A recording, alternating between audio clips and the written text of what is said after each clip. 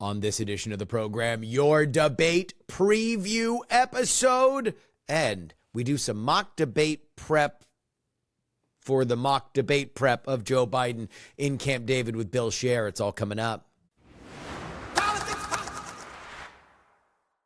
Hello and welcome everybody to the Politics program for June 26th, 2024. Your old pal Justin Robert Young joining you from Austin, Texas. Donald Trump needs you to believe that we all make mistakes, but it's never too late to do the right thing. Joe Biden needs you to believe that no matter what you might think, he's still the same middle-class warrior he's always been.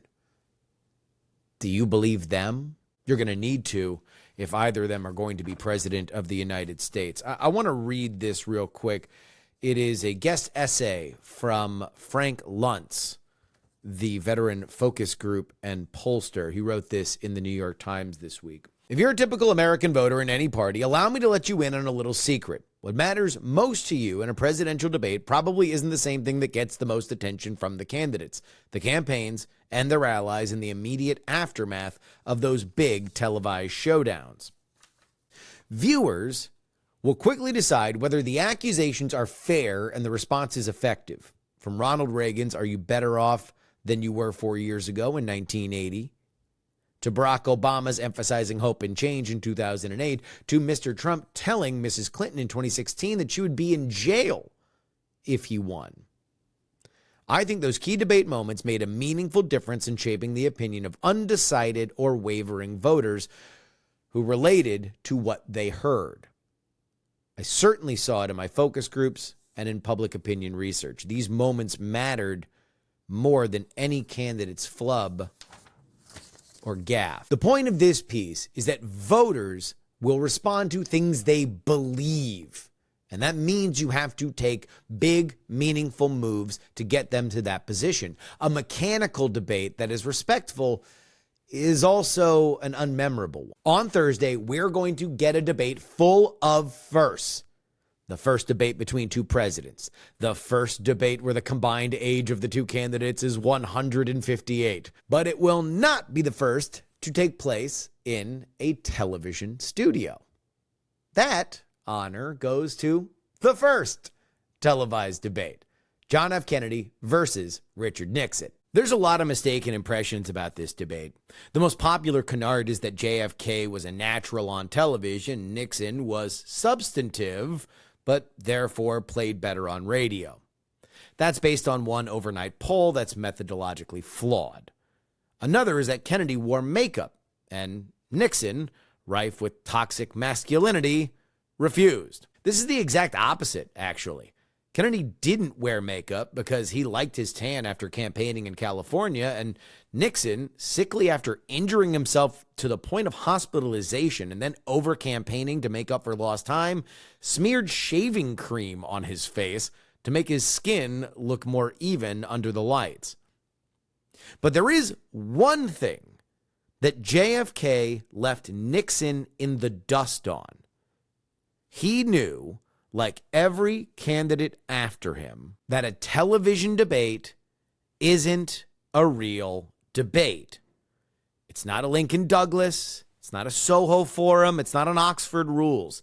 It's a television show. The audience is there to compare two pieces of fruit and decide which one they want to put into their cart. No matter what the question is, Kennedy immediately pivots to make whatever point he wants. And he's talking directly to the audience when he does so.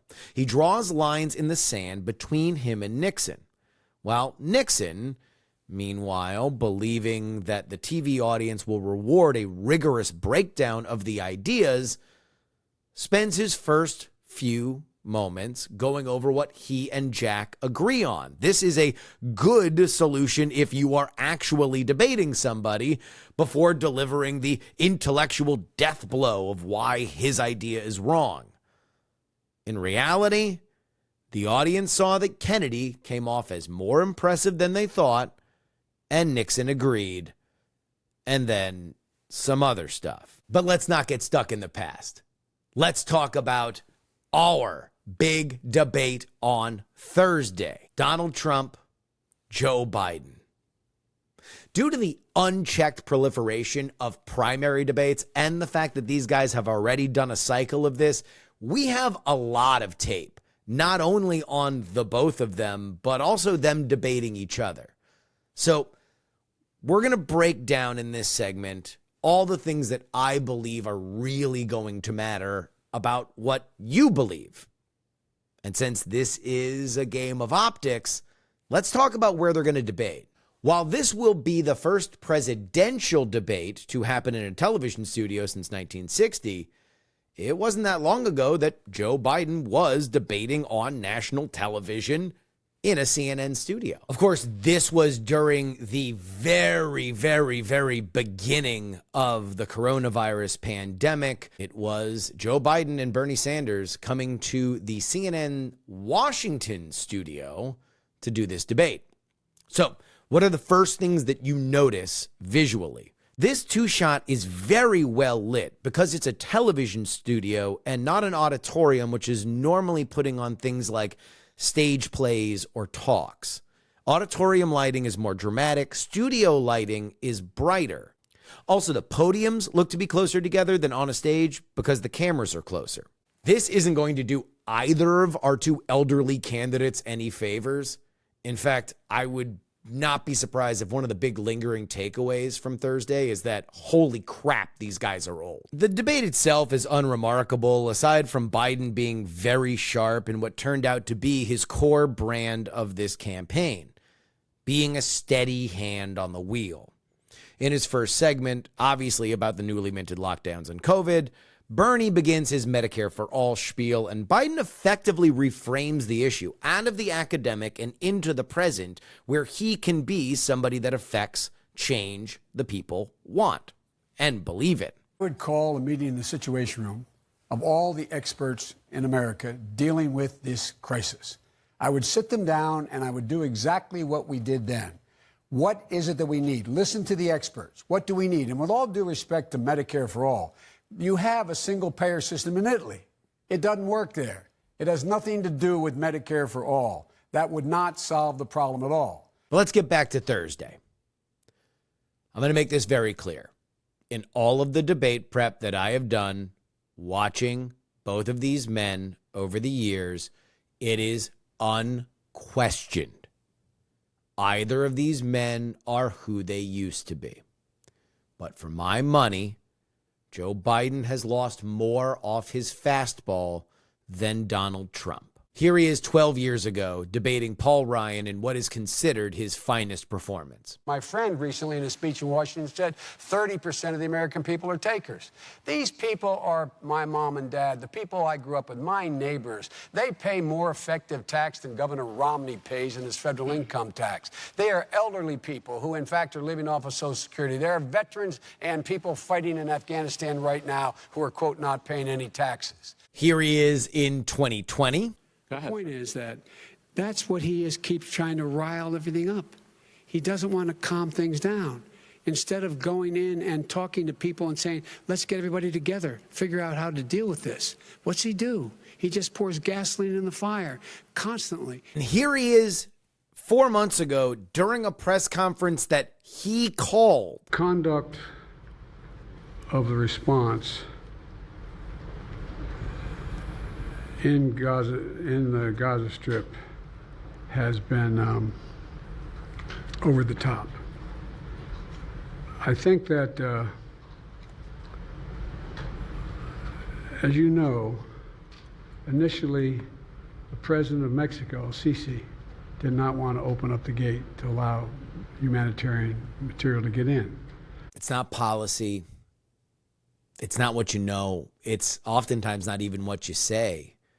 It's how it makes people feel. And when you watch all of those back to back, it's hard to argue that the one-time raconteur of the Senate isn't the same guy. So what does Joe Biden need to do? In my opinion, America's biggest fear with Joe Biden that has led him to effectively erase his incumbent advantage is that he's not the guy that he sold himself as in 2020.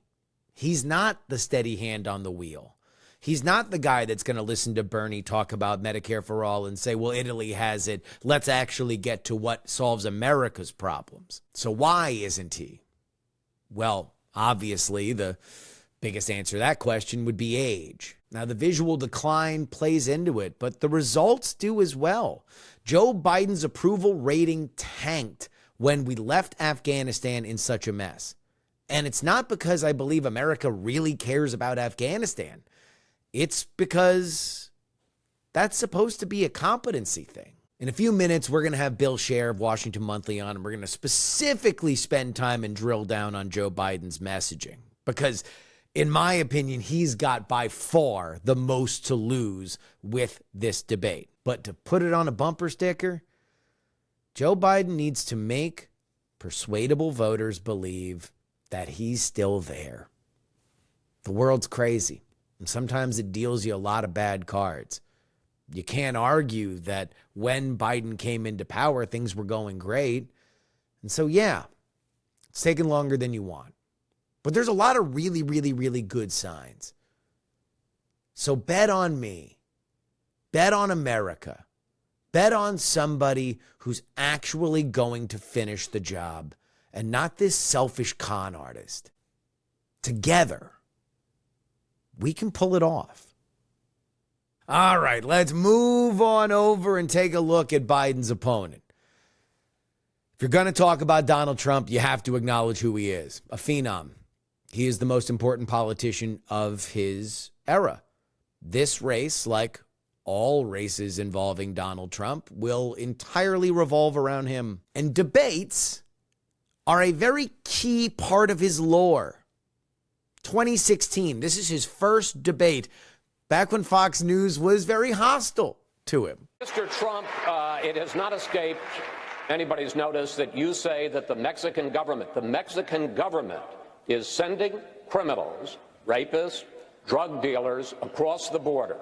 Governor Bush has called those remarks, quote, extraordinarily ugly. I'd like you're right next to him, talk to him directly and say how you respond to that. And you have repeatedly said that you have evidence that the Mexican government is doing this, but that you have evidence you have refused or declined to share. Why not use this first Republican presidential debate to share your proof with the American people? So, if it weren't for me, you wouldn't even be talking about illegal immigration, Chris. You wouldn't even be talking about it. This was not... Okay, so watch that right there. Number one, he totally pays attention to the question. He totally acknowledges what is being said, and then immediately pivots to tell the story that he wants to tell. I tell the truth. I'm leading this conversation. So don't second guess me on something that would never even cross your lips if I didn't bring it up to begin with. A subject that was on anybody's mind until I brought it up at my announcement, and I said Mexico is sending. Mr. Trump, I'll give you 30 seconds.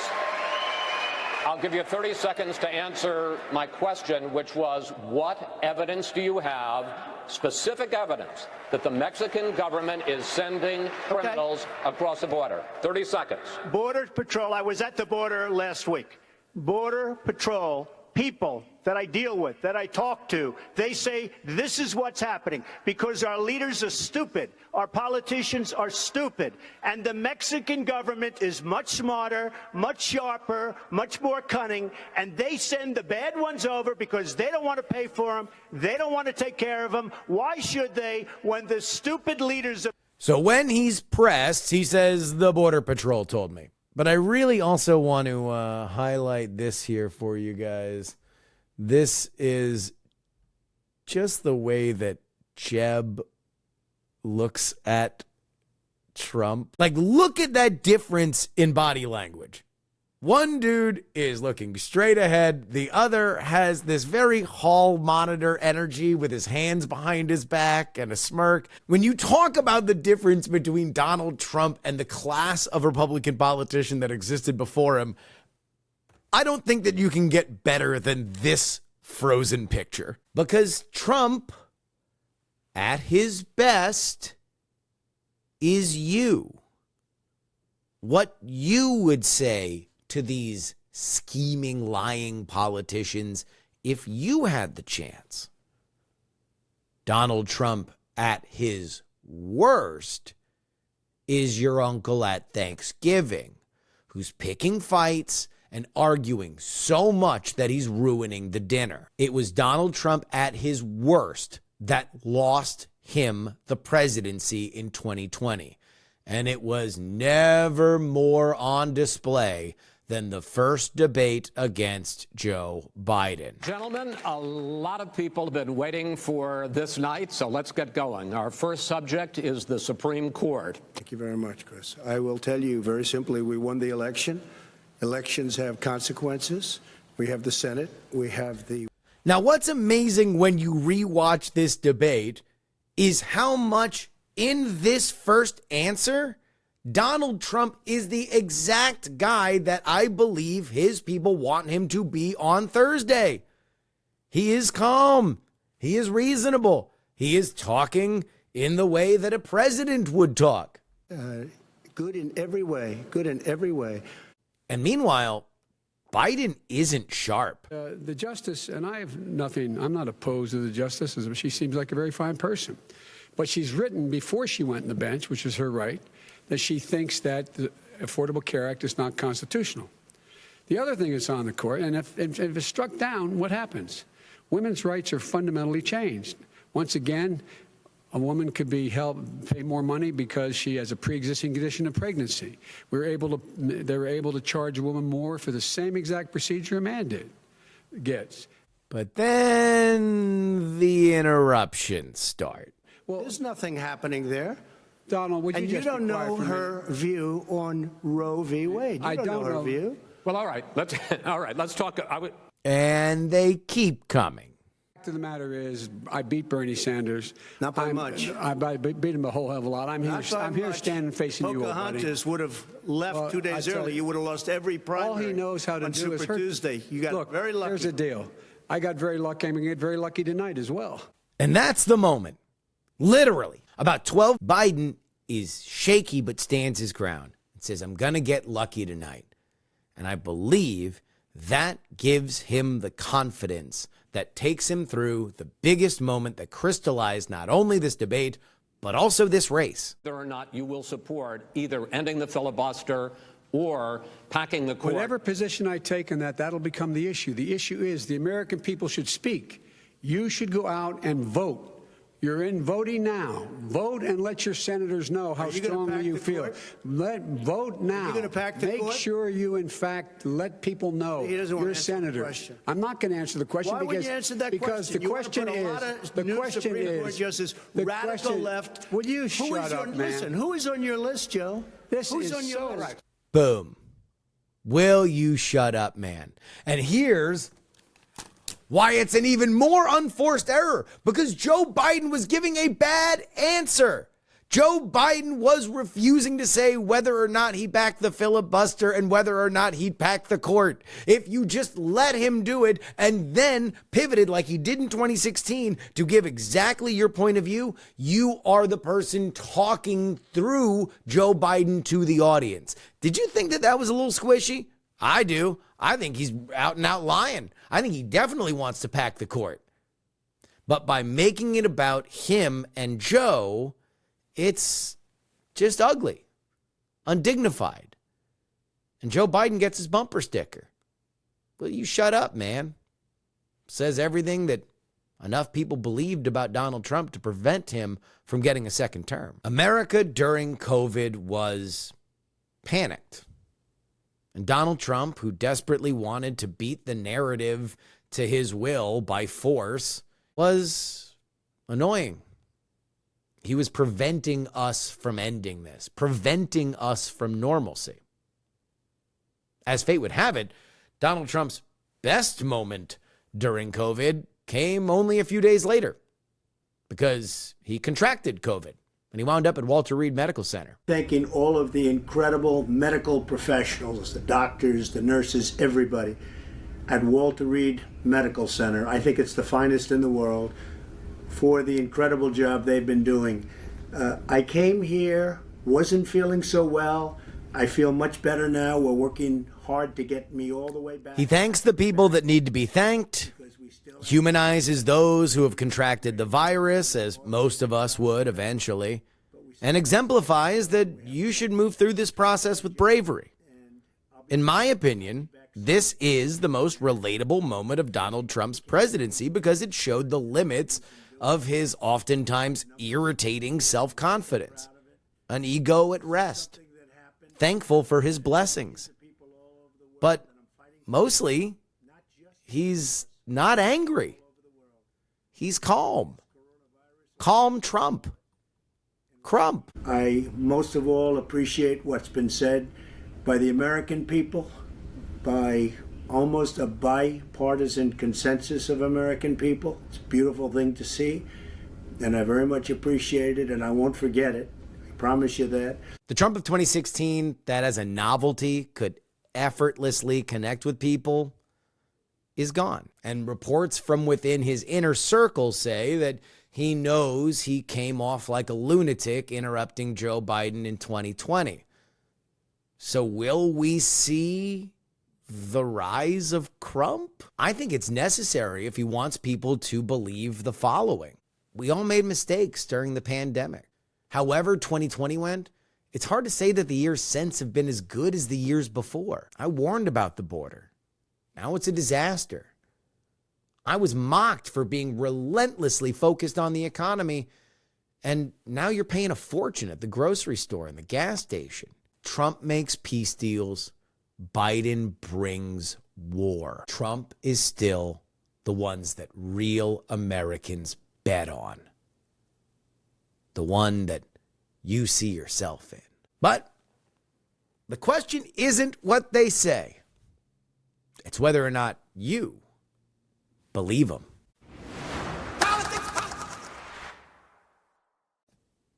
This is your update brought to you by TakePoliticsSeriously.com. That's where you need to go if you want to support this show, but we'll get to the perks in a second. Let's do the news first. Norfolk Southern is facing scrutiny for not sharing crucial information during the East Palestine, Ohio train derailment in February of 2023 when a fire broke out following the derailment. Concerned about potential explosions from 5 carloads of vinyl chloride, contractors opted to burn the chemical, creating a significant toxic plume. This decision, based on incomplete information, was criticized as Norfolk Southern was aware via the chemical manufacturer OxyVinyls that there was no explosion risk due to modern stabilized tank designs. This miscommunication led to a controversial vent and burn operation. The NTSB has highlighted that during a meeting pointing out failures in detection of an overheating wheel, which caused the derailment. The incident sparked discussions on railroad safety standards and the phased removal of older, riskier tank cars. Norfolk Southern defended their decision, citing conflicting information and no serious injuries or property damage, although the NTSB does continue to investigate with a final report pending. That seems to be what is in the offing, and this is one of those issues, right? We talked a lot about the politics of popularity, the politics of populism. This is a blue-collar issue. Both Donald Trump and Joe Biden have a natural claim as their political characters to a blue-collar town like East Palestine, Ohio. Now, one or the other might be more popular there right now, but you've seen it's a bipartisan issue. You've seen J.D. Vance, you've seen John Fetterman, you've seen Josh Shapiro, the governor of Pennsylvania, which borders East Palestine, that they have all been a part of this. They have all laid claim to it. And so I'll be curious when the NTSB comes down with their report what the political fallout is. I do think it's something to watch. We got some primary contests tonight, and so this is going to come out a little early, so we don't have a chance to give you hard numbers. One of these is a favorite. The other is not. Let's start with the first one. Lauren Boebert. Obviously, she has had a colorful year and a half. Sometimes that color is blue. But she moved out of her district so she could go to a more rural district, only for Ken Buck, the man who represented that district, to not only say he wasn't running again, but he was going to leave. Meaning that Lauren Boebert now has to be seen in her primary, and she would theoretically be able to take that spot, but she would have to leave Congress. So now she has a primary. I would expect Lauren Boebert to win.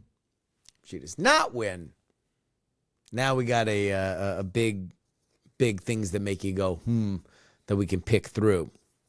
Meanwhile, Jamal Bowman. Whew. Talk about a colorful year for this man as well. He is a member of the squad, had a big rally with Bernie Sanders and AOC over the weekend,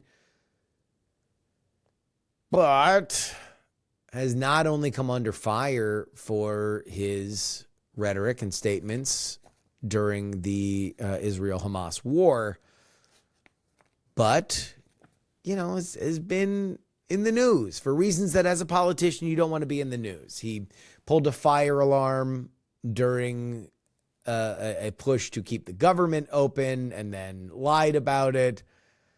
It was revealed that he had a poem about how America deserved 9/11 many years ago. Obviously, not all of this is recent, but none of it is good. And with the most money that has ever been spent on a House seat going into this race, it does look like Jamal Bowman is going to lose. He will be the first squad member to be ejected from Congress. But that is if that is the case. Maybe Jamal Bowman hangs on. You will have to watch those results for yourself. Finally, a New York judge has partially lifted a gag order imposed on former President Donald Trump, specifically regarding his speech about trial witnesses, including Michael Cohen and Stormy Daniels. This adjustment comes ahead of the big debate on Thursday. Trump can now discuss these individuals, but the gag order persists, containing prosecutors and the judge, except for District Attorney Alvin Bragg. Restrictions on discussing the jury that convicted Trump of 34 criminal charges last month remain, although Trump cannot reveal their identities. The judge, Juan Merchan, expressed reluctance in modifying the gag order, but cited the trial's conclusion and the jury's discharge as reasons for the change. Trump has vocally opposed this gag order as a breach of his First Amendment rights. Of course, he was convicted for falsifying business records related to hush money. His conviction marks him as the first U.S. president to ever gain such an ignominious distinction.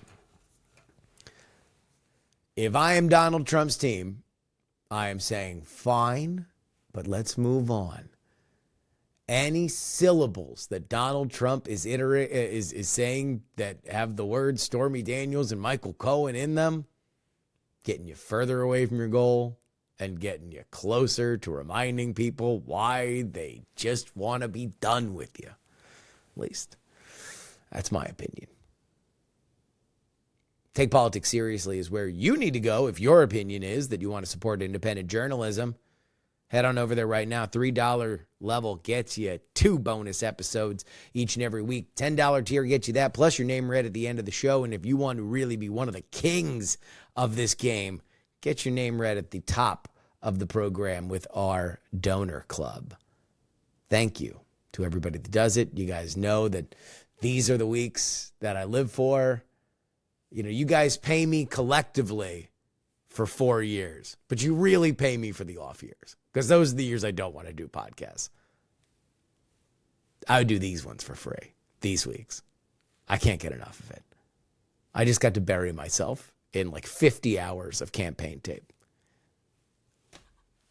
Oh, I love it. TakePoliticsSeriously.com. One more thing before we get into our interview. We will be live on our YouTube, live on our Twitch, live anywhere that you can find me, live on X, Twitter, Justin R. Young on X, Politics on YouTube, Justin R. Young on Twitch. Wherever you follow me, I will be reacting to the debate live. We will have Andrew Heaton here with us to go over some of the clips while, we are in commercial. But, yeah, it's going to be a good time. It's going to be a really good time. I'm really pumped. All right. That's Take Politics Seriously. And that's our live show. I'm plugging things. I got lost. Bill Scher, right now. Go.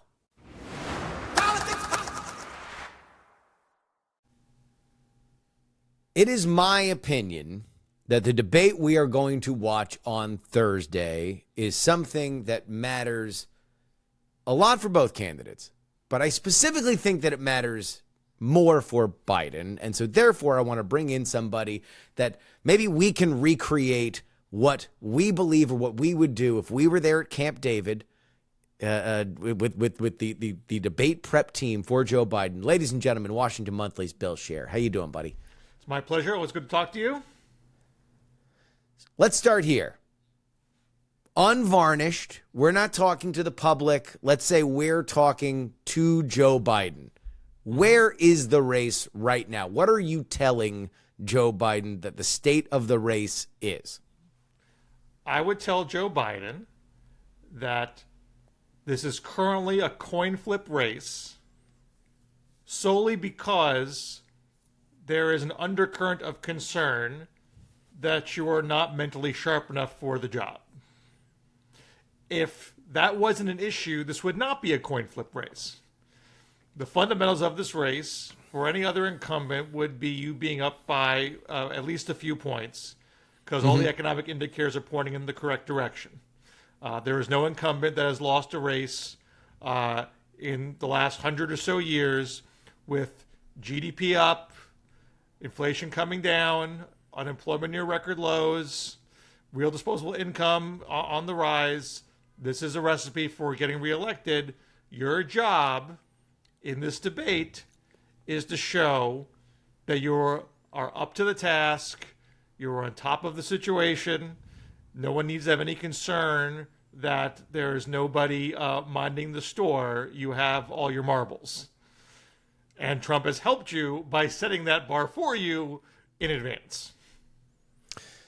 So, all right, I'm going to pull you aside. I'm pulling you aside into another part of the Camp David. Does he want to hear that? Does he? Because how do you tell somebody that believes they are as sharp as they are, please be sharp? Well, I don't think it's anything he hasn't already picked up. It's not like he's completely insulated from what's going on in the media sphere. I mean, we know he watches Morning Joe. I'm sure this comes up on Morning Joe. And he should know. He should have advisors that tell him and have told him, you got to be careful with the meandering, with the storytelling. You got to stay on point. You got limited time for answers. If you are telling some yarn that's not fully fact checked, they're going to bust you on it. All these impulses, let's air them out in the practice session so we can say, hey, you know what, Joe? Don't tell that one. Just don't. You've told that one before. It doesn't. It feels like an embellishment. Fact checkers don't like it. Just don't do that one. They should have enough of a candid relationship with his inner circle that they can do that. And I do think, I mean, he is much better. Like, he doesn't give the 10-minute answers anymore. He tends to be pretty succinct. Now, sometimes he does this weird thing where he kind of stops in mid-thought and goes, anyway. Yeah, and then does the power down, yeah. Right. Because he knows he can't do the 10-minute answer, but it's obviously not the most elegant way to keep yourself to 2 minutes. But I think that is evidence that people have told him, don't go on for 10 minutes. So I think he is coachable, even though he's not maybe the best candidate to coach. There have been adjustments. And it's gotta be as tight as possible. You gotta hit those marks to make sure you're getting out what you need to say in the allotted time and not letting yourself get rattled. Because what I suspect Trump is going to do is to do the mics get muted when it's not your turn to talk. Yeah. Doesn't mean he's not going to talk. Auto muted. doesn't mean he's not going to talk when he's not supposed to. Yeah. And he may do things designed just to rattle. And so Biden might do a, what? And what do you mean? You know? And you can splice that and make it look like a weirder thing than it really is, because you can't hear what Trump is saying in that clip. So you got to do your best to sort of ignore him, face to the camera, say the talking points, make sure they're cogent and clear. And they don't have to be like the greatest arguments in the universe. They just need to be coherent, and you're going to clear the bar that's been set for you. All right, we're still in our corner here. Did we screw up by putting this in a studio, not in front of an audience, and muting these mics? Because I've been watching back to these old debates. The thing that turns everybody against Trump in 2020 was the live mic. I don't know. It's obviously when there's a live audience, there's sort of an extra wild card element. Mm-hmm. Because you don't know how they're going to react and how much the moderators are going to have to tamp them down. How are they stacking the audience? Is someone going to heckle? Is some Free Palestine person going to get in and disrupt the debate? So this is a way to try to just minimize the unknown. And I think a dull, boring, quasi-scripted debate is in Biden's interest. I mean, we've heard Donald Trump say at these rallies, you know, should I be the mean Trump or should I be the nice Trump? And I guess I can't be a total mind reader here, but I suspect he's going to be the mean Trump, because his job is to knock Biden off his game and make him look like he is not in full control of his faculties. Going gentle on Biden is not the way to maximize that kind of unscripted moment. Trump is the only person now in this room who can play that role. The crowd is not going to do that for him. I mean, the moderators obviously can press Biden on certain issues, but that is in the sort of the normal realm of what you would expect in a debate.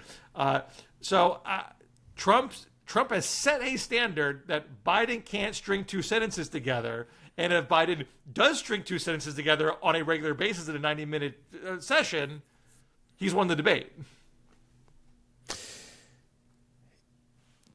Here's what I worry about from the Biden camp perspective.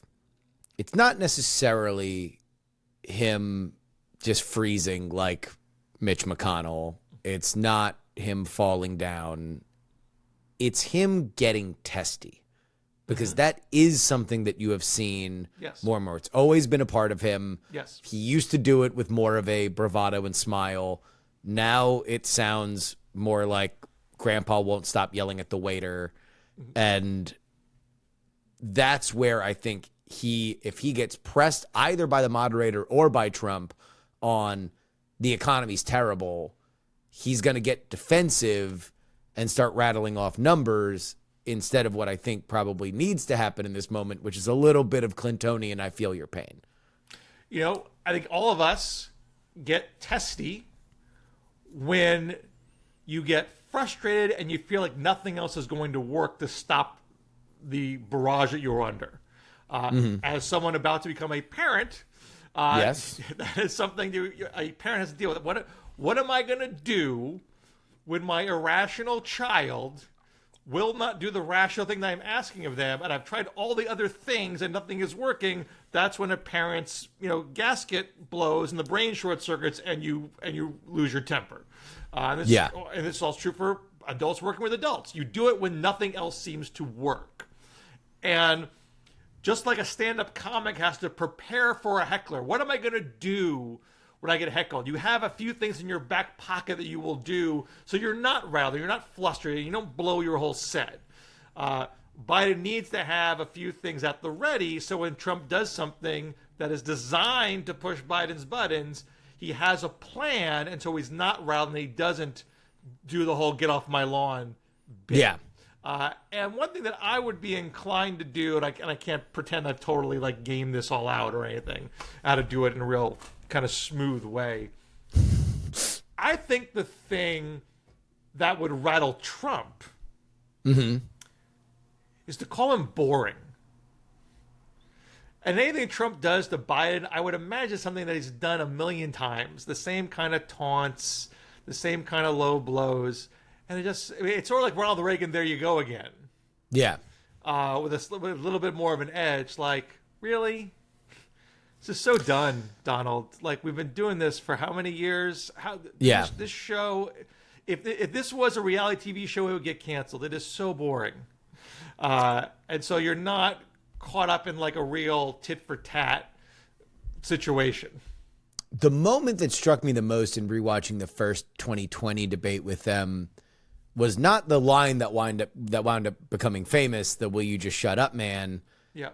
It was after that question where Trump keeps going back and forth, and Chris Wallace is trying to inject himself, and Biden just goes, keep yapping. Yeah. And that right there, that's like distilled Scranton Joe, Rust Belt dad energy, where like it's dismissive in the right kind of way. It says the exact sort of story that you want. I'm serious. I have my hands on the wheel. This guy has no idea what he's doing. Everything that you want is right there. So, okay, we're back in the room with Biden. What are specifically the issues that you are telling to Joe, these are the things that you got to make sure that we land? Because if you get hooked in on this and you get sucked in, you're either going to get frustrated, you're going to say something stupid, or there's going to just be the moment that defines this entire debate. What are the issues specifically?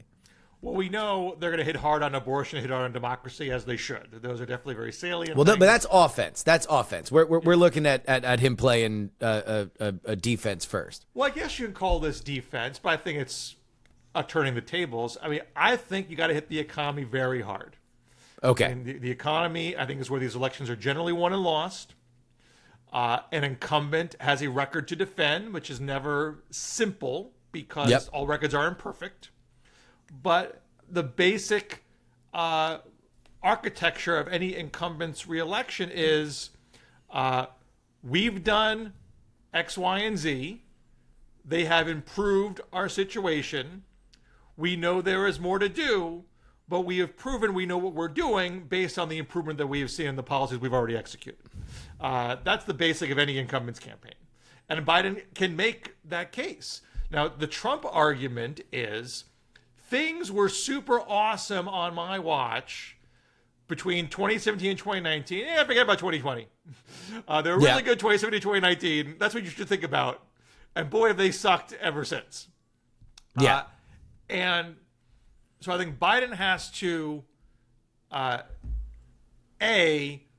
lay out, well, let me reverse it. I think first Biden should say, Donald Trump inherited a stable economy thanks to the hard work my buddy Barack Obama did for 8 years. Mm-hmm. Barack Obama came in at the nadir of the Great Recession, and it took time, but with a lot of investment and hard work and hardworking American workers, we dug out of that hole, created stable economic growth and lowered unemployment and rising wages, and handed that to Donald Trump. So yeah, he had a pretty good 3 years since he didn't have to do any cleanup work. We did the hard work for him. Then comes 2020. If you want to say that the pandemic's not Donald Trump's fault, fine. Nevertheless, we came in with a colossal disaster that we had to dig out of. We had a much harder job than Donald Trump had to do because he was handed a good economy. Do we have hard times in the first couple of years? Absolutely. Supply chains were ravaged. Inflation was raging around the world. But we had a plan of action with the American Rescue Plan Act and taking seriously our supply chain issues and taking on corporate monopolistic behavior that raises prices. And it's working. The economy is growing and inflation is down and unemployment is low. Is there more work to do on the price front? Absolutely. But the policies that we have done to date are doing the job to build on success. We know how to turn things around. This guy's never turned around a damn thing in his life. So you say, so that is that the best defense is a good offense on the economy. You know you're going to get hit on that. You know you're going to get hit on inflation. The big thing that I like there that I worry. This is a thing I will have on my scorecard when I watch the debate. If Biden gets into comparative inflation with the rest of the world, we're too far out. You need to keep it at home. Keep it at home. You don't have to spit out a bunch of numbers. You can't have a data. Exactly. I think I've talked about this to you before. You look back at Ronald Reagan's Morning in America ad campaign. Yeah. Which started in the spring. Didn't start in the fall. It started in the spring. And the one that you remember is what happened in the fall. But there were some things that were done earlier. They're not data heavy, but there's sprinkles. There's little sprinkles. Yes. You have to have something to base the argument on. But they're all real world things. They're a young couple can buy a house. And that was a huge thing. In the one that you remember, it's like, they had like 2,000 young couples will get married today. Yeah. Knowing with confidence they'll be able to buy a home because interest rates are down. Yeah. Interest rates were enormous in 1984. Yeah. They were marginally down from the peak, but they were way higher than they were today. There was no way you're talking about going to waltz into a house as a married couple in their mid-20s in 1984. That was a very hard spin. I think a harder spin than I think Biden needs to do right now. But they took a little wisps of data. They didn't cite the interest rate because that would have looked terrible. I believe they were still double digits. But enough to make it, when there was still a feeling of improvement because inflation was down considerably. So it felt better. And I think for a lot of people, things do feel better locally. They don't feel better nationally because you're bombarded with all this horrible news all the time. And so this is a chance to kind of stop everything because you have a lot of networks that are going to simulcast this and to kind of put forth an accurate, factual-based narrative, little bits of data, not too much, just to remind folks, you know what? We are better off than 3.5 years ago. We came in a horrible situation, and we are better, and here's why. I think it is within Biden's capabilities to do that. Yeah, I do think that the pain is local. I think that the reason why inflation has soared over every other economic indicator that we've seen is because that's a number you have to look at for the average American minimum twice a week, if not 3 times a week, between gas and groceries. So that's one of those things where Reagan's accumulative inflation was very similar to Biden's. But the drop in that by 1984 was very considerable. And of course, inflation had been really bad for years before Ronald Reagan. So one of the differences is that inflation didn't start with Reagan. It just ended with Reagan. So it was still pretty bad the first couple of years of Reagan. They had a bona fide recession in 1981 and 2.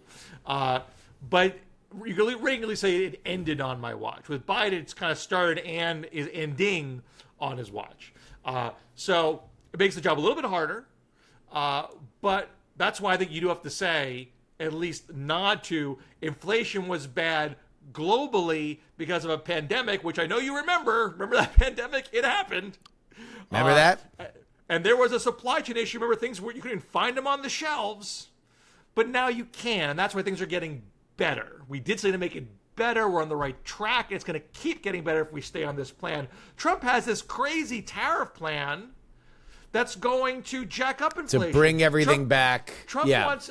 I know immigration's been challenging for us, but if you do a mass deportation of 10 million workers, that's going to jack up inflation. So we need to be smart about immigration, and smart. Tariffs can make sense, surgically. We need to crack down the border. We are, but if you do overkill the way he does, inflation's going to jump through the roof all over again. Okay, all right. So let's get to the other. You already touched on it. The other big defensive play is immigration. We have seen the numbers on immigration jump up from, I think it was like the 8th most important issue for voters in 2020. Now it is anywhere between 2 and 3, depending on which poll you see. That obviously matters in a different way in this election than it did before. If Donald Trump comes out and says, when are you going to apologize to the parents of Lake and Riley for the death of their daughter? What is the defensive posture for Biden? so for that specific question, every murder is a tragedy. My heart goes out to the family. We will make sure that justice is served, but you can't blame. And so number one. Number two, violent crime is down on my watch. It jacked up on your watch. Soared in 2020.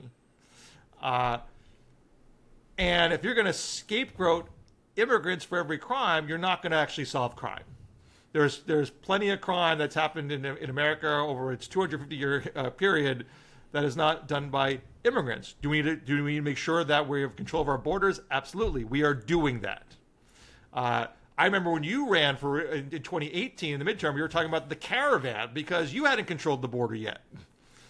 We're doing something very serious right now that is not only going to control the border, but also keep legal pathways open for the people who are legitimately coming here to pursue the American dream and contribute to the American workforce and are helping to keep inflation down by contributing to the American economy. We can do both things. We have to be smart about it and not scapegoat people for political purposes. I like that. Here's where I think this is the one thing that I wonder how much they are either going to emphasize or downplay for Biden in the debate. I don't know how much the average voter cares about the machinations of the Senate and where and when certain solutions popped up and died and were voted for and then not voted for and supported and weren't supported. If you keep it to this is a hard problem, we are working on it, I think that's more understandable. You're not going to win on this issue. I think that the best thing you can do is show that you care about it and then move on to things that people are more and he has a on your policy side that does on. show that. I mean, as far as the debate goes, Yeah. he has to be cogent. He has to have a clearly thought out answer that expresses a comprehension of the problem. As far as the issue come November, the results I do think matter in this instance. There are plenty of times when the results don't really matter, but in this one I think it does. We had a genuine record or near record influx of asylum seekers in the past couple of years that caused an actual strain on municipalities in some states. Yes. At the same time, the influx has been good for the American economy. It's been good for the workforce. It's been good for keeping prices down, without undermining wages for the average American worker. It's been in that sense, it's been a win-win. The challenge is in the intake. If you have so many people coming at once, a city has to find a place to find a bed for you. And so you're not just sleeping on the street. And that's a challenge for municipalities that don't necessarily have they usually live on very lean budgets. So it's not easy for them to process that on the front end. Once they're processed, it's actually pretty good for America. So that's why now that's a lot to explain in a debate. And I wouldn't say you can explain all in a 2-minute answer easily, but just as a policy matter, the challenge is to now crack down on this excessive influx without overkill that prevents any intake from happening at all. And so doing something very hard on the border, which is essentially a shutdown, which Biden just implemented, if that works, because we have, I'm trying to get deeper into the weeds here. Yeah, but your various which ways you don't want. We do not want Biden to do during the debate, right? As debate prep, we do not want him to do exactly what Bill is doing right now. Look, you have different ways to get into the country. You can get a work visa or a student visa. You're accepted to a school. You have a job in hand.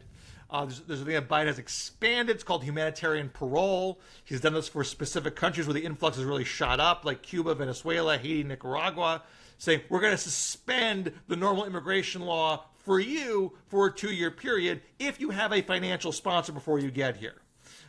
So that's some people who essentially will be able to do some kind of work once they get here. Then you have asylum. And asylum is this backstop. I'm being persecuted. My life is threatened. I'm being politically persecuted for my religion. or domestic violence. There's something where my life is threatened and I had to get the hell out of there. And under the law, the plain reading of the law, if I get my foot over the border, I'm allowed to claim you can claim asylum. I can claim and asylum. actually, it's violence is not one. You have to prove that the violence is ethnically or religiously motivated. So if it's ethnic or religious there's violence, about domestic violence, because there's been some expanded definitions of domestic violence. I know Republicans don't always agree with that. Yeah, but I think the Biden campaign is using that as a criteria. And those cases can take time to adjudicate because there's such a backlog. Even though Biden has increased immigration judges, they still can't get to the backlog readily. And that's where the real challenge is in terms of managing the influx, because you have people coming here who don't have sponsors, who have concluded, if I can get over the border, I got a shot. I got a shot at sticking around.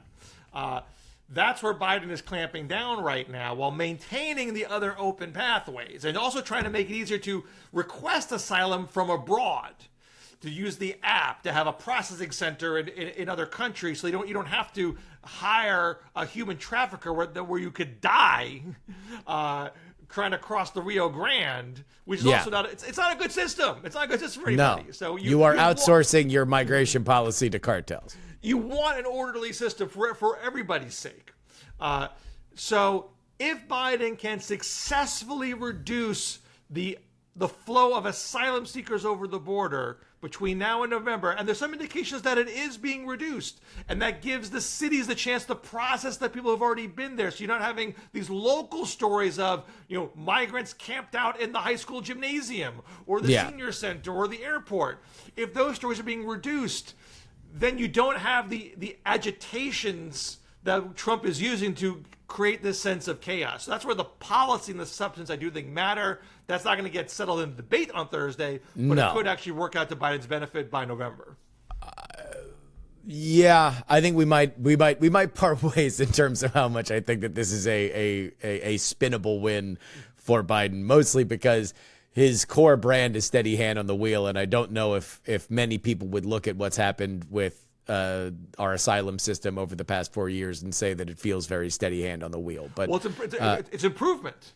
Can you show that you did something, you executed a policy that improved things? And that is always the incumbent challenge. So you have this period over the past year or so where things felt very chaotic. And the actual chaos in blue cities that Republicans were guffawing about, exacerbated by Governor Greg Abbott shipping people into cities. A very crass, cynical ploy that I think did political damage. Can you show that you dealt with that in a level-headed way that made the situation better in time for Election Day? Yeah, we still disagree on whether or not you can make it a win, but still, I think we are. Can you downplay it as an issue priority? No, you need to elevate the things that make you win. You need to elevate. You just need you need to make people care more about the stuff that we're going to talk about now: the offense, the status of democracy, and abortion. To me, the strategy is get those over the border and hope that your strategy is something that gets it out of the headlines and that, God forbid, something horrifying doesn't happen, like some kind of mass event or something like that. That's a huge pothole for you. We're saying the same thing. If the numbers on the border go down and the overflow in cities is being managed, you're not having these shelters being put up in other municipal buildings that other people in the community want to use. If those headlines aren't happening, then you can steer back to democracy and abortion and the economy. Yeah. I don't know. I kind of feel like that cake's baked. And it's a cake from all over the world, which is nice because it's multicultural. Let's talk about the offense. You want to press Donald Trump on which issues, which do you think is the number one, the power pitch, either democracy and authoritarianism or abortion? I mean, I'm hard-pressed to rank them. That's what we're here for. We're in Camp David to rank these things, to give the old dog the best toolkit he can have. I would go back to the felony. Okay. Because this is a way to show, and I think the campaign is doing this. I mean, I think I've talked about it in the past. I'm not saying they listen to me personally, but I do think they're executing it. I think that something I articulated. The felony is a way to show that Donald Trump only cares about himself. Yeah. And does not believe the rules apply to him, and will do anything it takes, including breaking the law, to enrich himself financially or to gain political power. And I think the abortion and democracy issues tie into that. Does Donald Trump care about abortion? I don't know. But he thinks that doing the bidding of people who are anti-abortion helps him win elections. So he was willing to hand over the Supreme Court to people who he knew would overturn Roe v. Wade. He ran on it because it would juice that part of the electorate, and he delivered on it. And now he wants to say, oh, it's just up to the states. One state can force a 12-year-old to give birth, and another state doesn't have to, because he thinks it's going to help him win in both of those states. That's what he cares about. And we know he cares about subverting democracy because he doesn't believe that any contest should be considered legitimate if he loses, whether it is a court case, whether it is a primary, whether it is the Emmys, or whether it is a presidential general election. He is always going to say it's rigged against him, and he will bend the rules or break them as much as he can so he can get what he wants. That is not how America operates, and it's not. And we as voters can make sure it doesn't operate like that in 2024. So felonies are the window into selfishness. Selfishness with cost. I mean, I think people in general are perfectly willing to elect somebody who is corrupt and outright criminal if they think it's going to benefit them. Yeah.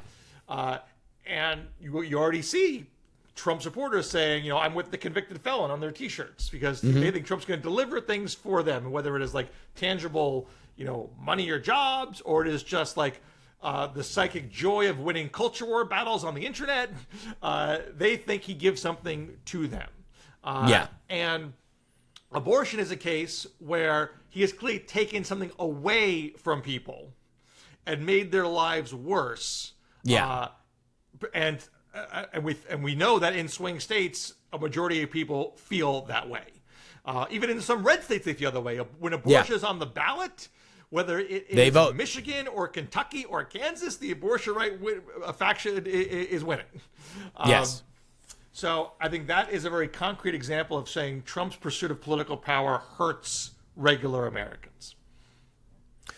That seems to be the collective wisdom, and you've seen it in the most recent Biden ads that, Trump cares about himself, Biden cares about you, Biden's been working, Trump's been in a courtroom. That seems to be the collective line, which is something A, I think is smart for the Biden campaign, and B, it's good that they got to it now because we are now in. Let's go back to crime, for example. You talk about what to say if he brings up a murder committed by an undocumented immigrant. Yeah. Donald Trump has said repeatedly, we should execute drug dealers. And he also went to the Libertarian Convention in May and said he would commute the sentence of Ross Ulrich, who was serving a life sentence for drug dealing. For operating the Silk Road black market. That's right. Yes. And he also, this is a harder case to use politically speaking, but he also, when he was president, literally months after saying drug dealers should be executed, he commuted and then pardoned Alex Johnson, who was serving a life sentence for drug dealing. She served 20 years. She's an African-American grandmother. Obviously, it's a more sympathetic case. Nevertheless, you said drug dealers should be executed, not with exceptions. You said they should be executed.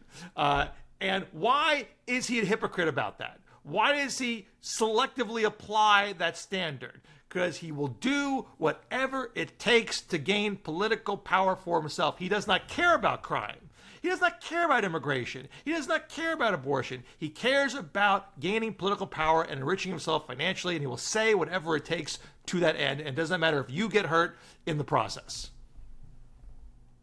Yeah. Yeah, I don't know. Trying to hit Donald Trump on flip-flopping, I feel like is walking into a house of mirrors that you're not going to exit from. Like you can paint him to be a bad guy, you can paint him to be a bully, you can paint him to be selfish, but if you try to pin down the specifics of you said this and then you said that, he says so much that I don't know if the public's going to follow you. Well, again, there is always a danger when you play the flip-flop game that they'll find you on something. Well, you all do that. You all say things. You all pander. Okay? We're not all convicted criminals. Yeah. The one thing I really do like about the one thing I really do like about the felony thing is that, to me, the more Donald Trump talks about conflicted judges and the January 6th protesters, the worse he is doing. What you want to do if you are Joe Biden is get him on some moral high horse of his that he believes he needs to say this because it's the thing to say, blah, blah, blah, blah, blah. The more he does that, literally you can measure it in seconds, the more damage he will have done to his cause. And that is your window to do it, is to go a little incisive on the felon thing, because he is going to react emotionally to that. Yeah, I mean, that's why you start there. Like, this is a man of bad, selfish character, as proven by a jury of his peers in more than one instance. I was actually a little surprised in the ad that was done a couple weeks ago that not only mentioned the felony conviction, but the founding of liable for sexual assault, because we did not see a lot of Democrats harp on that after that verdict in the E. Jean Carroll case came down. I think that has a little bit to do with E. Jean Carroll. There's only so much you want to shine on that. Whatever the reason was, there was an odd bit of hesitation there. Whereas now you're seeing the Biden campaign say, there's a narrative to build here. This is because it's one thing to say, oh, sure, he was convicted for this ticky-tack payment. Who cares about a financial, futzing of the ledger?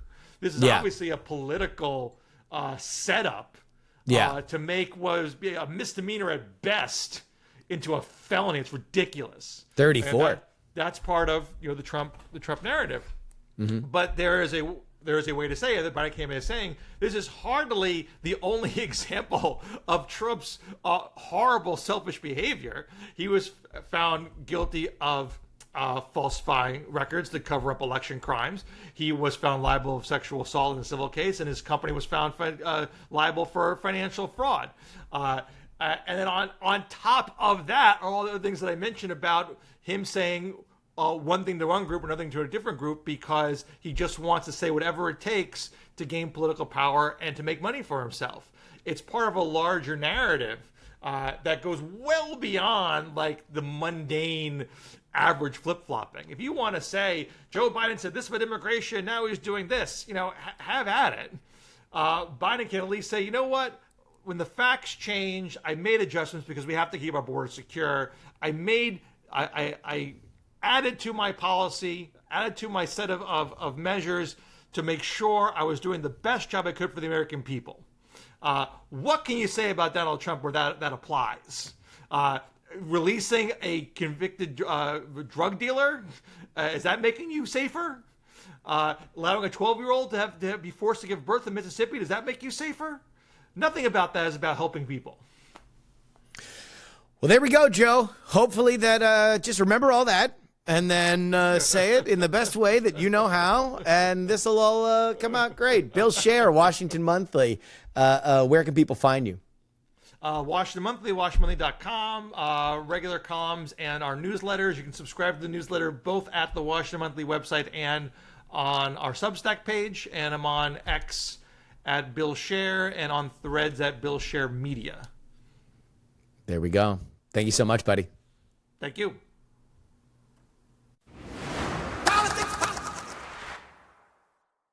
And that'll wrap it up for us today. Politics, written and hosted by me, Justin Robert Young, for Dog and Pony Show Audio in Austin, Texas.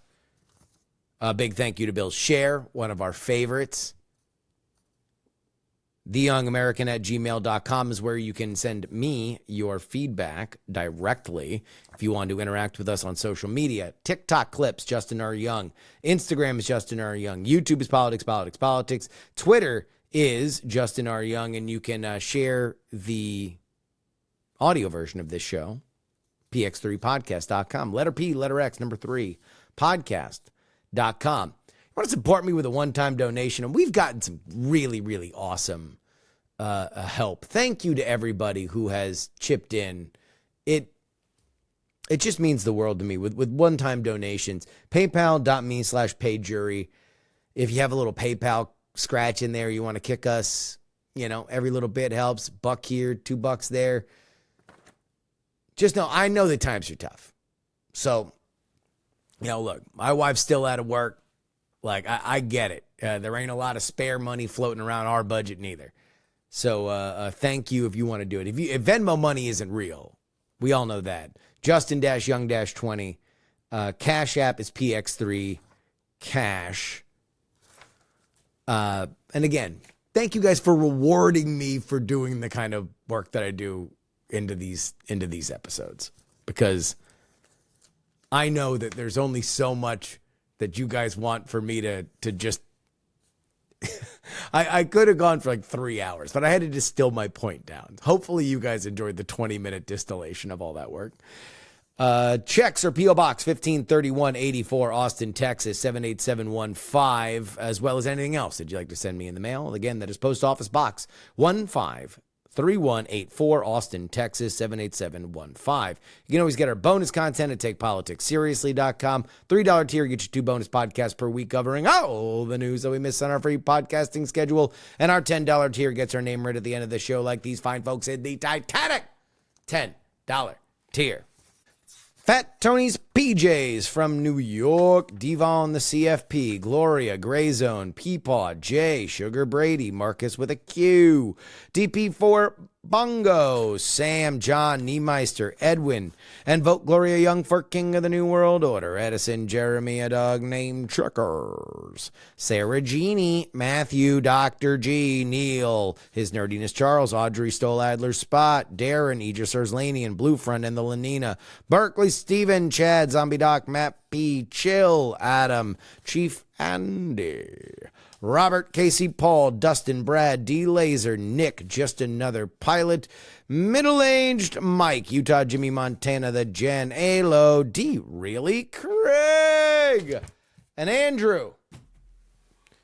You want your name read at the end of the show? Send your web browser to TakePoliticsSeriously.com. Sign up at the $10 level.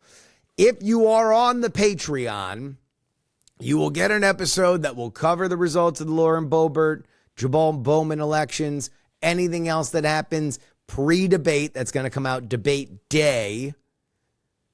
And then your Friday episode is going to be recorded live right after the debate. It's just going to be one big post game. Myself, Andrew Heaton.